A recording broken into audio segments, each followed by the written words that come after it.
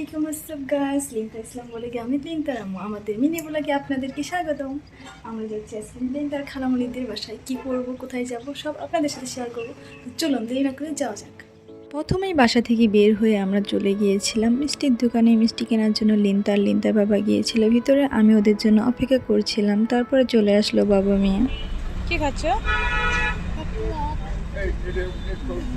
মেয়ে গাড়িতে উঠতে না উঠতে খেতে শুরু করে দিল চকলেট। এর মধ্যে আমরা চলে আসলাম আমাদের প্রিয় শহর ভাঙাতে ছিল লিন্দার খালামণিদের বাসা। লিন্দা বাসে বসে দেখতেছিল কত সুন্দর দৃশ্য, আঁকা বাঁকা পথ।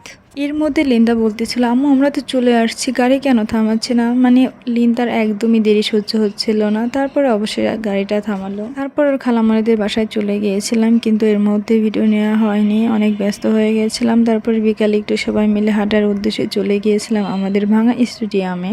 এখানে আমার আগে বেশ কয়েকবার আসা হয়েছে, তবে লিন্দার জন্য আজ প্রথম। এর মধ্যে লিন্তা ওর বোনকে পেয়ে একদমই স্থির নয়, দুজন দৌড়াদৌড়ি শুরু করে দিয়েছে। তার মধ্যে দেখলাম অনেক সুন্দর পরিবেশ চারিপাশে, তার সাথে কিছু কাজ ছিল, তাও সেরে নিলাম।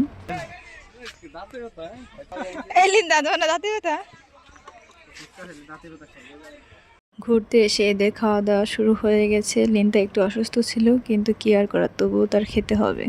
লিন্দা তুমি কোথায় আসছো? এখন নামো। খালো তো জুতা এখন, এখন নামো। লিন্দা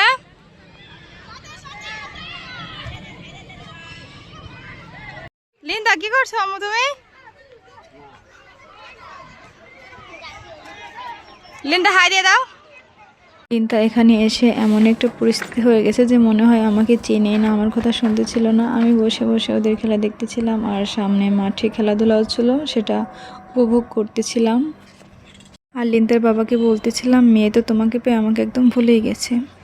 তারপর ঘোরাফেরা করে বাসায় চলে গেলাম। ফেরার পথে লিন্তা বলতেছিল, আম্মু ভিডিও করে দেখো, অনেক সুন্দর দৃশ্য।